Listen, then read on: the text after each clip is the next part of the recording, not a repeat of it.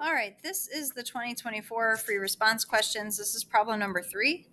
Remember that problems 3 and 4 are no calculator, so we will not be using Desmos or graphing calculators for any of this.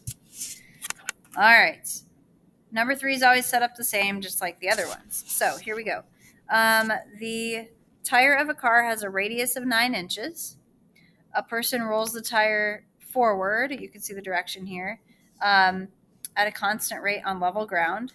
Point W right there touches the ground at time 1/2. So this, the ground, I'm going to assume is a height of 0, and that's happening at 1/2. So that's good to know. The tire completes a full rotation the next time W touches the ground at 5/2. So the period is the time it takes to do one full rotation. So the period is the difference between 5/2 and 1/2. That's 4/2. That's 2 seconds. It takes this person 2 seconds to roll one full rotation. So that's the period. The maximum height above the ground is 18 inches. That makes sense because the tire is 9 inches in radius. So 9 and 9 is 18. That means the midline is 9 and the bottom is 0, like I said. As the tire rolls, the height of W above the ground periodically increases and decreases. The sinusoidal function h models the height of point W above the ground in inches as a function of time in seconds. So the first thing we need to do is label these points. Now, like we said, they always give you 1 point to work off of. So we knew that the W will reach 0 at 1/2 second. So now 0 is the lowest point on here. So it's 0, 9, 18. So before you enter in any times, you can fill in the heights for all of these. You get 1 point for the height, the correct y coordinates, and you get 1 point for the correct times. So do this at the very least. All right. Now, what about the times? So when did it hit 0? It hit 0 at 1/2. Now, I believe you can put in negative times. So you could put in 1/2 down here. Or some people don't like that. So they figure out, like, okay, well, then it would hit here at 9. And then it would hit here at 0. So some people would say, I want to start my 1/2 right here. All right. And then when's the next time it gets down there? At 5/2. And then you can kind of split the difference here, right? So this is 1/2. This is 5/2. Add those together and divide by 2. So 1/2 plus 5/2 is 6/2. That's 3. Divide that by 2. That's 1.5. Or another way to do that is say, if you divide the period into 4 equal parts, that's 2. The period was 2 seconds divided by 4. That's a half every unit. So this is like 1.9, 1.59, 2.9, 2.59, 3.9, 3.59. All right, so maybe I'll do it like this. Again, or you could also have, I think you could have negative times in here as well.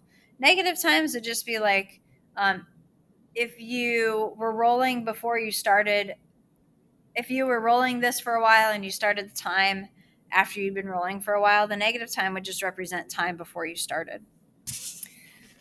All right, and then we have to do a sine function for the next part. So the next part, I don't have a page that separates out, and neither do you, I guess, the A, B, C, and D. But remember, this is where all they do is say A equals this, B equals this, C equals this, D equals this. So we have to do a sine graph. That means that my graph can start back here. My graph can start right here. My graph can start right here. It has to start on one of the midpoints. So I'm going to say that my graph starts at this point over here. My graph starts at 1. That's shifted to the right 1. So C needs to be a -1. If I start back here, then I have a positive sine graph. And what's the distance from the midline to the top? 18 to 9 is 9. So that's a positive 9 for A.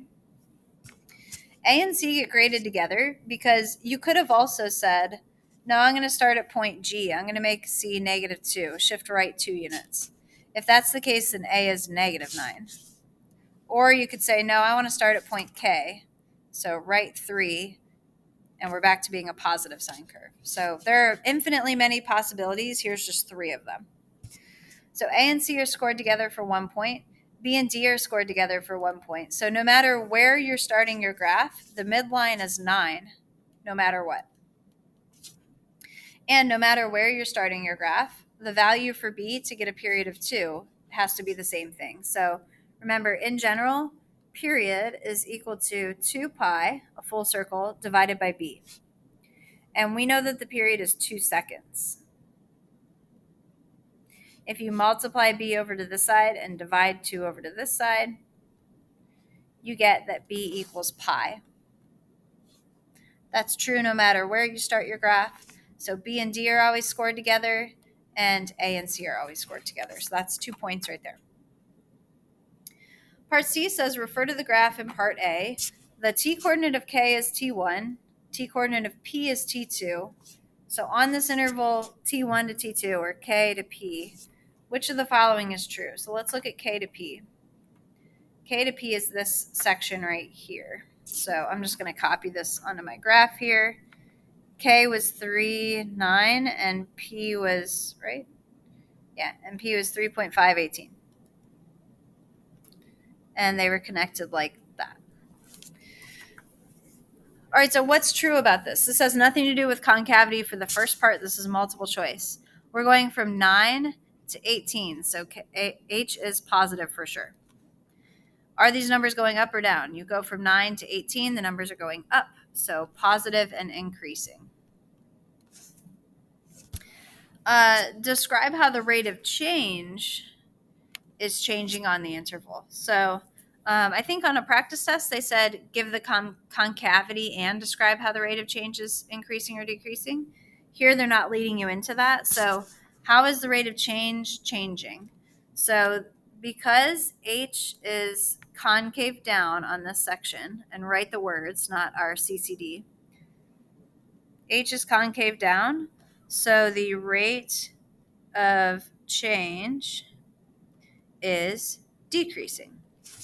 You can see this visually, the slopes. If I told you to find some slopes here, they start out pretty positive and steep. They get less steep, they get to 0. So you're going from positive to less positive to 0. So the rate of change is decreasing. All right, that finishes problem 3. Like I said, it is always set up the same way. So, part of preparing for our AP exam is just sort of studying what do we do or what should we be looking for in each of these problems.